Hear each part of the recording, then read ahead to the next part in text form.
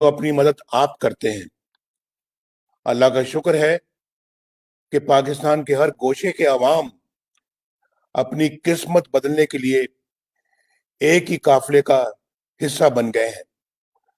آج مجھے اپنے دوست حاصل خان بزنجو کی بڑی شدت سے یاد آ رہی ہے۔ وہ اپنے والد مرحوم کی طرح جمہوریت کے سچے اور کھرے علم بردار تھے۔ ان کی موت میرا ذاتی نقصان تو ہے ہی، لیکن یہ ملک و قوم کا بھی بڑا نقصان ہے۔ وہ ہر فورم پر جرت اور بہادری کے ساتھ اپنا موقف پیش کرتے اور تمام خطروں سے بے نیاز ہو کر سچی بات کہتے تھے۔ اللہ تعالیٰ انہیں اپنے خاص رحمتوں سے نوازے۔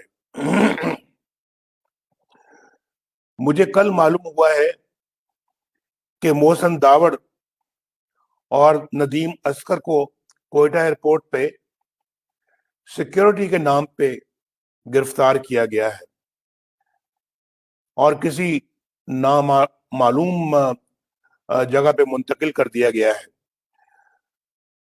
ہم سب اس عمل کی سختی سے مذمت کرتے ہیں اور سیکیورٹی کے نام پر اس طرح کے اقدامات ہماری ریاست کو پہلے بھی بدنام کرتے رہے ہیں اور آج بھی کر رہے ہیں۔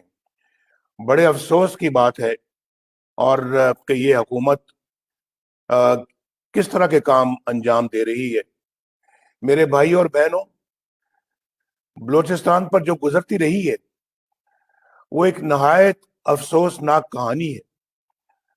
مری، بگٹی، بزنجو اور دیگر قبائل کے ساتھ جو سلوک کیا جاتا رہا، بلکہ جو اب تک ہو رہا ہے، وہ ہم سب کے لیے انتہائی دکھ اور رنج کا باعث ہے۔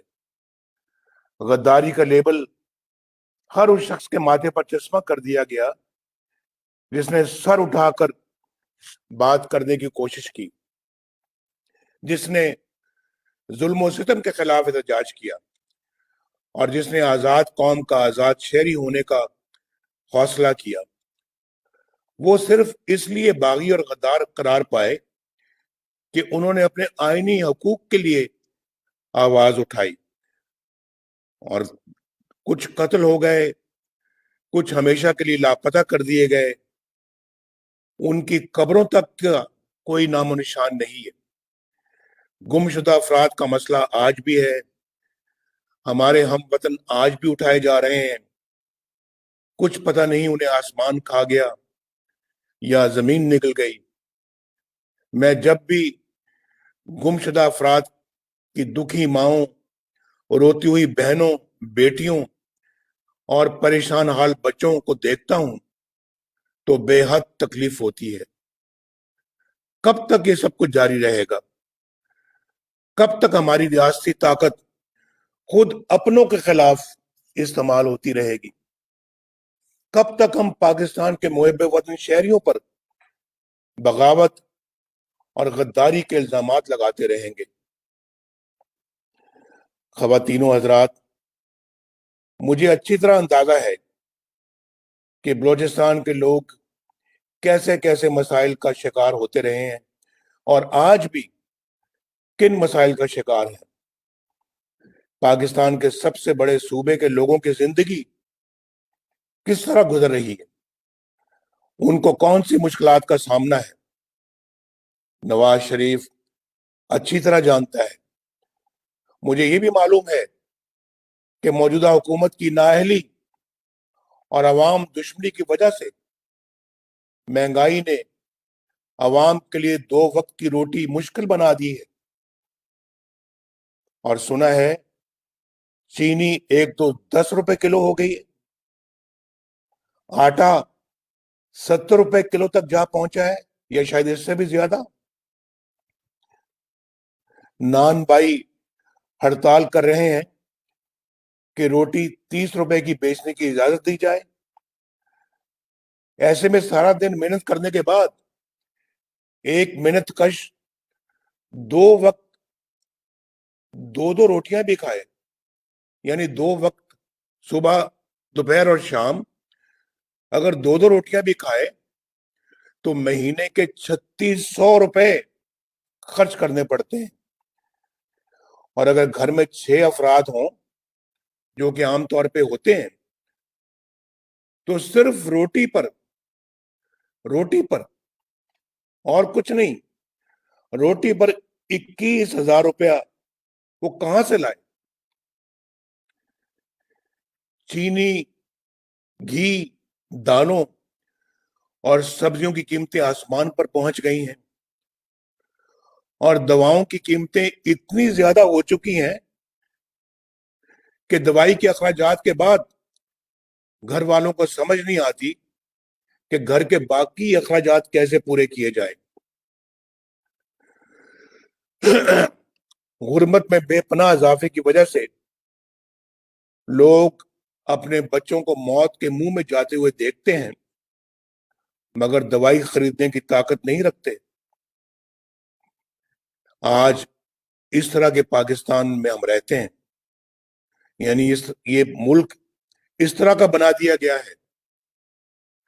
आज किसान बदहाल है, ज़राअत तबाह, सनतें तबाह, कारोबार तबाह, रोजगार तबाह, पूरा मुल्क की तबाही के गड़े में उतार दिया गया है। मेरे भाइयों और बहनों, क्या आपने कभी सोचा है कि हम देखते ही देखते इस हाल को क्यों पहुंच गए? क्यों आपको फाकों की तरफ धकेला जा रहा है? क्यों 54 रुपए में बिकने वाली चीनी 110 रुपए की हो गई? क्यों आटा 35 रुपए से 70 रुपए किलो तक पहुंच गया है? और क्यों हो गई? और अच्छे खासे खाते पीते घराने वाले लोग आज माली मुश्किलात का शिकार हो गए। क्यों तरक्की करता हुआ पाकिस्तान, आगे बढ़ता हुआ पाकिस्तान बर्बाद करके रख दिया गया है? क्यों पाकिस्तानी रुपया आज नेपाली और अफगानी करेंसी से भी नीचे आ गया है? क्यों 5.8% की शरह से तरक्की करता हुआ मुल्क जीरो से भी नीचे आ गया है? क्यों कारखाने लगना बंद हो गए हैं? क्यों सड़कें, शाहराहें और मोटरवेज बनना बंद हो गई? क्यों पाकिस्तान दुनिया में तन्हा रह गया है? क्यों भारत को कश्मीर हड़प करने की जरूरत हुई? और क्यों हमारे ब्रादर इस्लामी मुल्क भी हमसे दूर हो गए? क्यों सऊदी अरब जैसा हमारा मुखलिस तरीन दोस्त हमसे नाराज हो गया है? कोयटा के भाई और बहनों, इसका सीधा साधा जवाब यह है कि चंद लोगों को अपने जाती मफादात और इख्तियारात आपकी आजादी और खुशहाली से ज्यादा अजीज है। आइन और कानून उन मुट्ठी भर लोगों के मजमूम अजाइम के आड़े आते हैं। नवाज शरीफ उन लोगों को अच्छा नहीं लगता, क्योंकि वो आपका मुंतखब नुमाइंदा है और आपके वोट पर किसी और का इख्तियार तस्लीम नहीं करता। वो आइन शिकनी बर्दाश्त नहीं करता, वो डिक्टेशन नहीं लेता। तो फैसला हुआ कि नवाज शरीफ को निकालो और ला हासिल तहकीकात और मुकदमात पर कौमी खजाने के अरबों रुपए डबोकर भी नवाज शरीफ पर एक धेले की करप्शन न मिली, तो कहा कि उसके बेटे से तनख्वाह न लेने के जुर्म में नवाज शरीफ को निकाल दो, उसको उम्र भर के लिए नाअहल कर दो, उसको मुस्लिम लीग नून की सदारत से भी निकाल दो, उसके भाई शहबाज शरीफ उसकी बेटी मरियम, हमजा शहबाज शरीफ और उसके सारे खानदान और साथियों को, मुस्लिम लीग नून के साथियों को जेल में डाल दो। नवाज शरीफ को नमूना इबरत बनाते बनाते उन्होंने पाकिस्तान आप सबको नमूना इबरत बना दिया। इस मकसद के लिए उन्होंने इंतखाबात से पहले जबरदस्ती लोगों को पीटीआई में शामिल करवाया, फिर उन्हें जितवाने के लिए इलेक्शन के दिन शर्मनाक ड्रामा रचाया, पोलिंग स्टेशनों पर कब्जा जमाया, पोलिंग एजेंटों को निकाल बाहर किया, आरटीएस बंद करवाया, रात की तारीकी में अपनी पसंद के नतीजे बनाकर 4 दिन तक मर्जी के नताइज जारी करते रहे और तारीख की सबसे बदतरीन धांधली करके उन्होंने एक नाअहल और नालायक तरीन शख्स को वजीर आजम की कुर्सी पर बैठा दिया ताकि वो उनसे जराइम पर कोई सवाल ना उठाए, बल्कि उनके इशारों पर करतब दिखाता रहे। यहां से मुल्क की तबाही और बर्बादी का वो सिलसिला शुरू हुआ जो कि बढ़ता ही चला जा रहा है। उन चंद लोगों के जाती मफादात की कीमत आपको और आपके बच्चों को इन हालात, इस भूख और इफलास से चुकानी पड़ रही है। मेरे भाई और बहनों, आप इज्जत वाले लोग हैं, गैरत वाले लोग हैं। बलोच और पख्तून अपनी शानदार रवायात रखता है, लेकिन आपने देखा कि कराची के अजीम शान जलसे से घबराकर इन लोगों ने मुंह अंधेरे कराची के एक होटल के उस कमरे का दरवाजा तोड़ा और अंदर दाखिल हो गए जिसमें मरियम नवाज शरीफ और कैप्टन सफदर ठहरे हुए थे। क्या अब ये लोग इस पस्ती में गिर गए हैं कि ना कोई अखलाक बाकी रहा और ना कोई तहजीब और ना रवायात और ना कदरें? ये कोई मामूली वाकया नहीं है। मुझे हैरत है उन लोगों पर जो आला अखलाकी इक़दार की बातें करते हैं, माओं बहनों और बेटियों की इज्जत की बात करते हैं, लेकिन अब भी इस हुकूमत का हिस्सा है जिसने ये स्याह तरीन वारदात की है। कराची के इस वाक़े ने मेरी बात को अमली तौर पर साबित कर दिया है कि यहाँ रियासत के ऊपर एक और रियासत मुसल्लत हो चुकी है।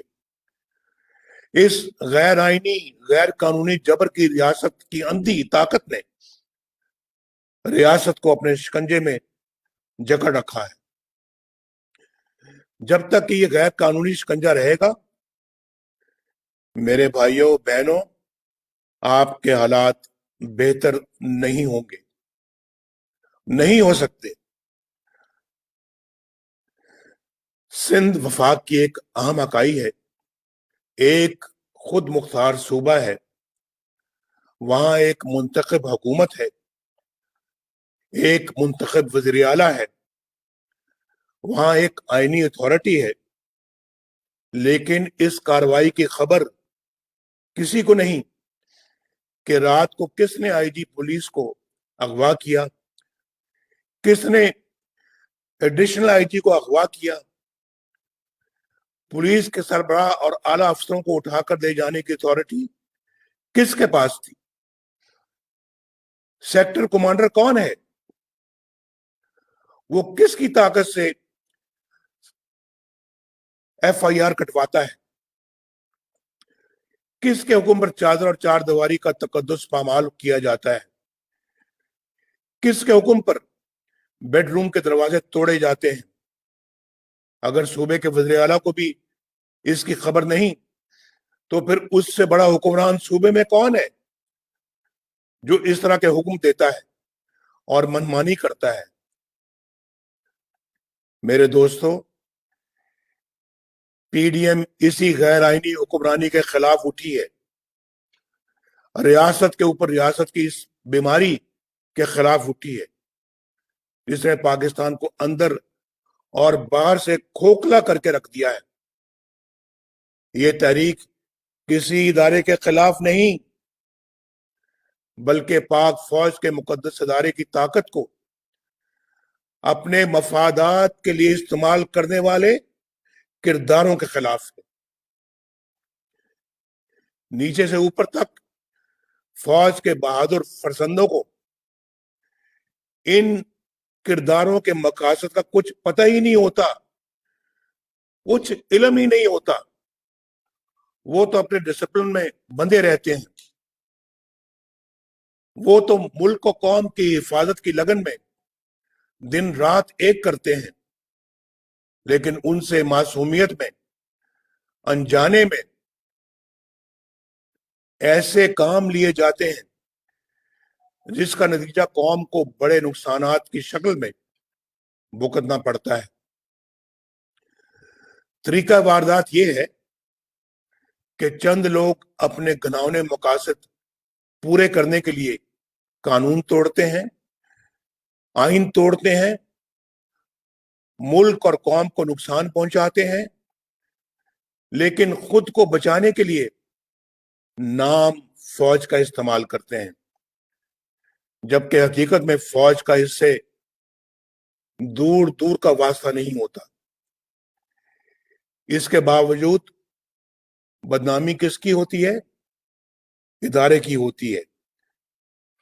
اس لیے میں نام لے کر ایسے کرداروں کو بے نقاب کرتا ہوں تاکہ ان کی سیاہ کاریوں کا دھبا میرے ملک کے اداروں پر نہ لگے، میری فوج کی وردی پر نہ لگے۔ ہماری تاریخ کے بہت سے المیوں میں چند کردار ہی تھے جو اپنے مقاصد اور ذاتی مفاد کے لیے فوج کی بدنامی کا باعث بنے۔ کارگل میں ہمارے سینکڑوں جاں بازوں کو شہید کروانے اور دنیا بھر میں پاکستان کو رسوا کرنے کا فیصلہ فوج کا نہیں تھا، چند مفاد پرست جرنیلوں کا تھا۔ ان لوگوں نے صرف فوج کے داری کو نہیں بلکہ ملک و قوم کو ایک ایسی جگہ جنگ میں جھونک دیا کوئی فائدہ حاصل ہو ہی نہیں سکتا تھا۔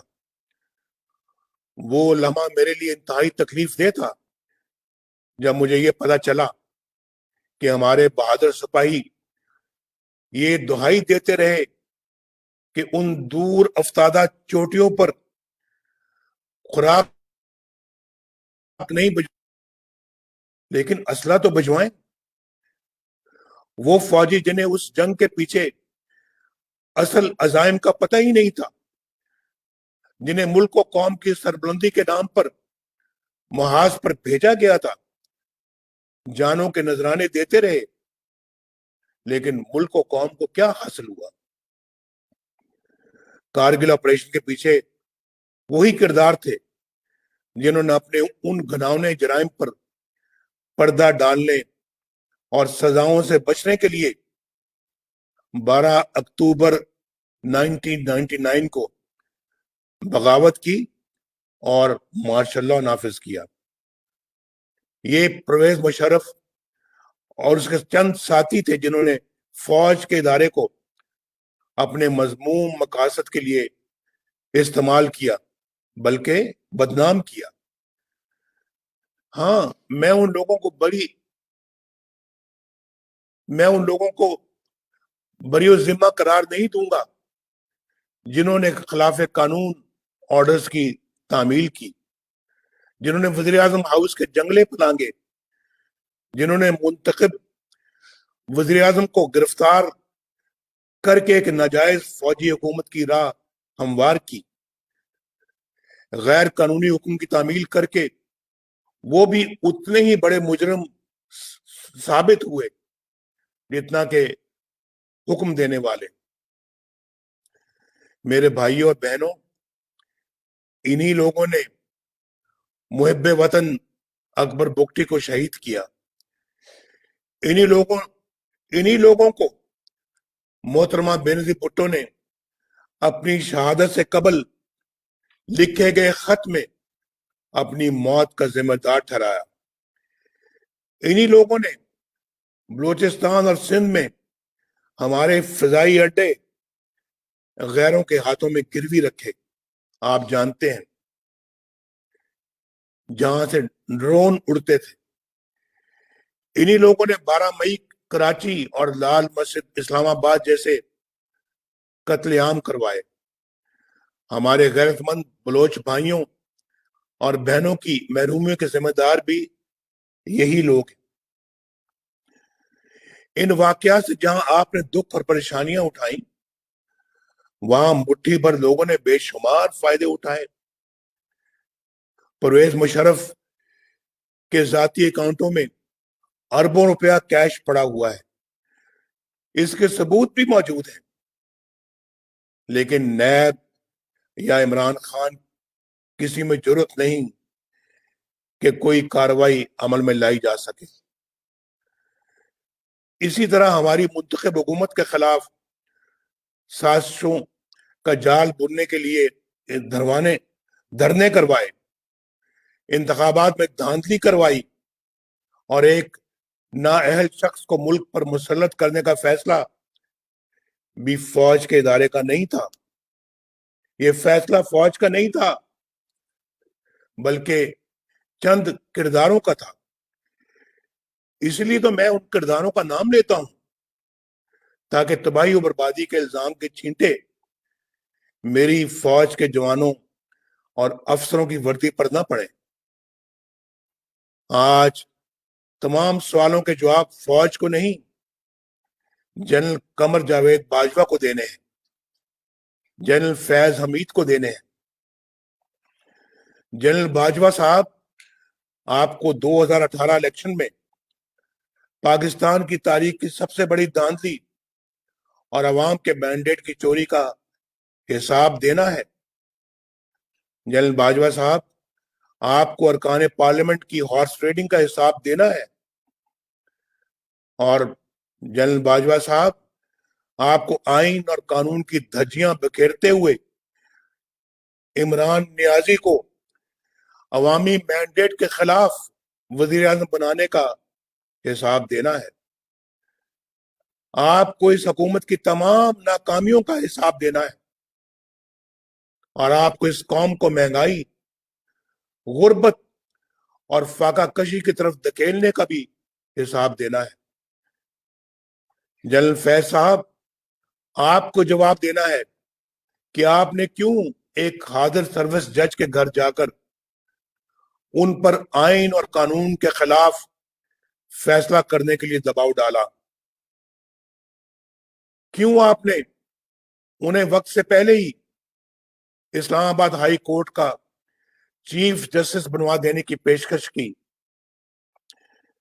کیوں آپ نے نواز شریف اور اس کی بیٹی مریم نواز کو الیکشن ہو جانے تک جیل میں رکھنے کی درخواست کی؟ وہ کون سی 2 سال کی آپ کی محنت تھی جو نواز شریف کو رہا کرنے کی صورت میں ضائع ہو جانے کا اندیشہ تھا؟ بتائیے، آپ نے کہا تھا کہ ہماری 2 سال کی محنت ضائع ہو جائے گی اگر آپ نے نواز شریف کو اور مریم نواز کو رہا کیا۔ آپ نے تو آئین کی پاسداری کرنے کا حلف اٹھایا تھا، کیوں آپ نے اپنے حلف کی خلاف ورزی کی؟ کیوں ڈیفائی کیا آپ نے اپنے حلف کو؟ آپ نے تو سیاست میں دخل نہ دینے کا حلف اٹھایا تھا، کیوں آپ نے اپنے حلف کی خلاف ورزی کی؟ کیا فیض آباد دھرنا کیس آپ کے خلاف چارج شیٹ نہیں؟ کیا سپریم کورٹ نے آپ کے خلاف کارروائی کا حکم نہیں دیا؟ اس کے باوجود آپ کی نہ صرف بطور لیفٹیننٹ جنرل ترقی ہوئی، بلکہ آپ کو ISI کے सरबराह का अजीम शान मनसब भी अता हुआ, जबकि जस्टिस काजी फायज ईसा के खिलाफ एक रेफरेंस दायर हुआ ताकि वो आपकी नजरसानी की दरखास्त सुन ना सके। वाह वाह, क्या किया आपने जनरल फैज। ये आपके हल्फ तोड़ने की सिर्फ एक मिसाल है, एक। आप पिछले कई सालों से बेधड़क सियासत में मुदाखलत किए चले जा रहे हैं। आपने अपने हल्फ के साथ बेवफाई की है। अगर यही वक्त आपने पेशा वाराना दिफाई अमूर पर सर्फ किया होता तो हमारे कश्मीरी बहन भाई कभी इन मसाइब से दो चार ना होते जिनसे वो आज दो चार हैं। इमरान खान साहब, आप तो सियासत के मैदान में नाबालिग हो। बार बार कहता हूं मैं कि हमारा आपके साथ मुकाबला है ही नहीं। हमारा मुकाबला आपके लाने वालों के साथ है, आपके साथ नहीं है। हमारा मुकाबला रियासत चलाने वालों के साथ है। लेकिन ये मत सोचना कि तुम बच जाओगे। साकिब निसार का एनआरओ ना तुम्हें बचा सकेगा और ना अलीमा खान को।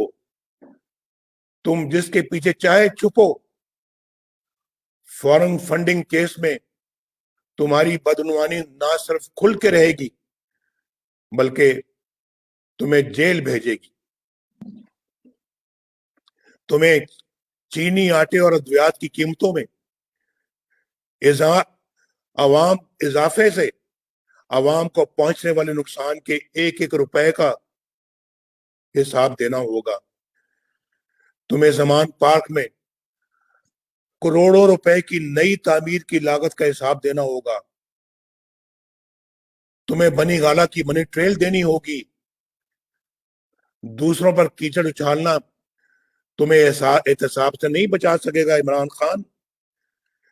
ये टीवी पर बड़के मारना और धमकियां देना तुम्हें नहीं बचा सकेगा। तुम और तुम्हारे हर करप्ट साथी को हिसाब देना पड़ेगा। बलूचिस्तान के बहनों और भाइयों, मैं आज 3 पैगाम देना चाहूंगा। पहला, फौज के जवानों और अफसरों के नाम। ये आपका अपना मुल्क है मेरे फौजी भाइयों, जिसके लिए आप जान देने से भी दरेग नहीं करते। आपने जहां इसकी हिफाजत का हल्फ उठाया है, वहां उतना ही अहम इसके आइन की ताबेदारी का हल्फ है। जहां आइन शिकनी और कानून शिकनी शुरू हो जाती है, वहां जुल्म का दौर शुरू हो जाता है।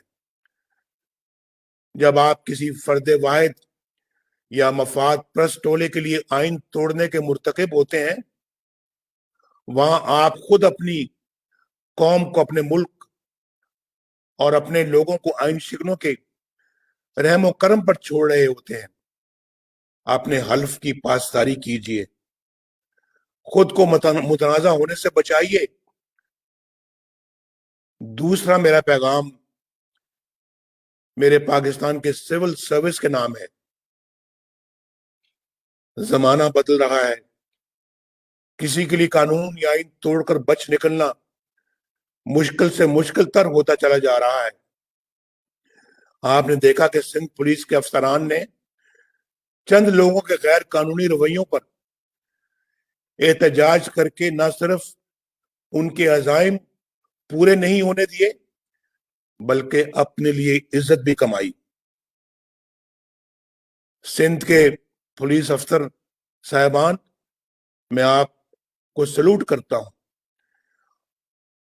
आपको बला खौफ अपनी जिम्मेदारियां कानून के मुताबिक अदा करनी चाहिए। मैं सब सिविल सर्वेंट्स को ये मैं गुजारिश कर रहा हूं और किसी दबाव में आए बगैर सरअंजाम देनी चाहिए। और तीसरा पैगाम मेरा आवाम के नाम है।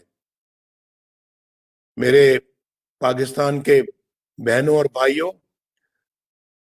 پاکستانی فوج آپ کی اپنی فوج ہے. ان کو عزت دیجیے، انہیں محبت دیجیے، لیکن جب معاملہ آئین کی بالادستی کا ہو، جب آئین کی بالادستی کا معاملہ آ جائے، جب معاملہ قانون کی حکمرانی کا آ جائے، تو پھر وہاں کوئی سمجھوتا نہ کیجیے. کوئی فوج اپنے لوگوں کے خلاف نہیں لڑ سکتی.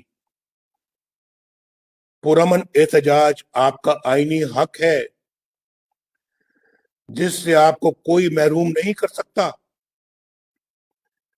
آزادی اظہار آپ کا آئینی حق ہے، جو آپ سے کوئی نہیں چھین سکتا.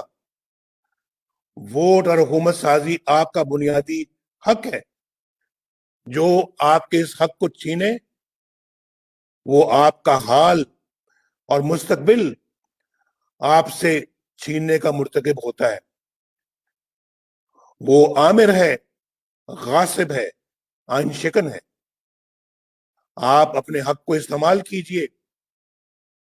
کسی مفاد پرست ٹولے یا کچھ مٹھی بھر لوگوں کو اپنی آنے والی نسلوں کی تقدیر کے ساتھ کھلواڑ کرنے کی اجازت مت دیجیے. اگر آج آپ نے اپنے حقوق کو حاصل کرنے میں کامیاب